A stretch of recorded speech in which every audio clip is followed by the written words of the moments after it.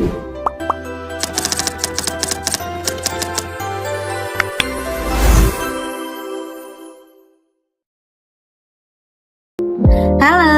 perkenalkan nama saya Siti Maunatura Jabia dari Prodi Psikologi kelas W. Di sini saya akan menganalisis film berjudul Keluarga Super Irit menggunakan teori belajar sosial dari Albert Bandura.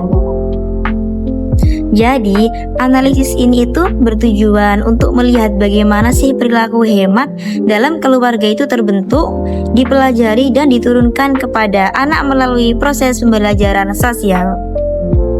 Oke, sebelum kita masuk ke menganalisis film Keluarga Super Irit ini, baiknya kita pengenalan dulu yuk, siapa sih tokoh Albert Bandura itu. Jadi, Albert Bandura itu adalah seorang tokoh psikologi yang dikenal melalui teori belajar sosial atau yang disebut social learning theory. Bandura ini tuh menjelaskan bahwa perilaku manusia itu tidak hanya dibentuk oleh hukuman, hadiah, tetapi juga melalui proses mengamati dan meniru orang lain. Dan akhirnya kita sudah memasuki babak menganalisis beberapa karakter di film Keluarga Super Irit ini. Oke, dalam Keluarga Super Irit ini, orang tua berperan sebagai model utama dalam pembentukan karakter atau perilaku seorang anak. Jadi dicontohkan ke menit berapa gitu ya, adegan ada Bu Linda itu pergi ke pasar bersama anak bungsunya yang bernama Kenny. Kenny itu anak yang cerdas, pintar dalam kehidupan super hemat tersebut. Jadi waktu itu Bu Linda ke pasar membeli ikan bersama Kenny. Bu Linda itu bener-bener kayak menawar harga itu sangat banyak banget, sampai rendah gitu. Harga itu sampai turun banyak banget.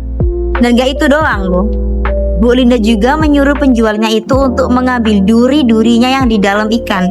Jadi posisi ikan yang dikasih ke Bu Linda itu harus kayak bener-bener bersih dari duri gitu.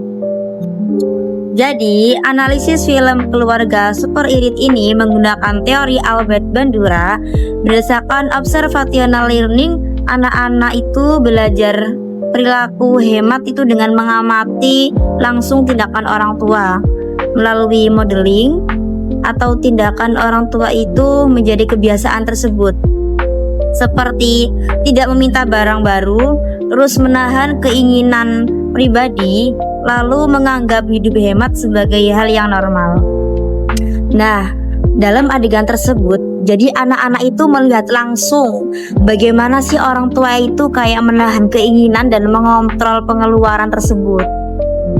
Nah, ada pertanyaan nih, apakah perilaku tokoh tersebut dilihat itu sehat secara mental? Oke, menurut teori Albert Bandura, perilaku hemat yang dipelajari melalui modeling bersifat adaptif dan fungsional selama tidak menimbulkan tekanan psikologis berlebihan, tidak menghambat kebutuhan emosional anak. Namun, dalam film ini sikap hemat yang terlalu ekstrim berpotensi membatasi kebebasan anak dalam berekspresi dan juga menimbulkan kecemasan terhadap uang, membentukkan pola pikir takut kekurangan secara berlebihan. Artinya apa?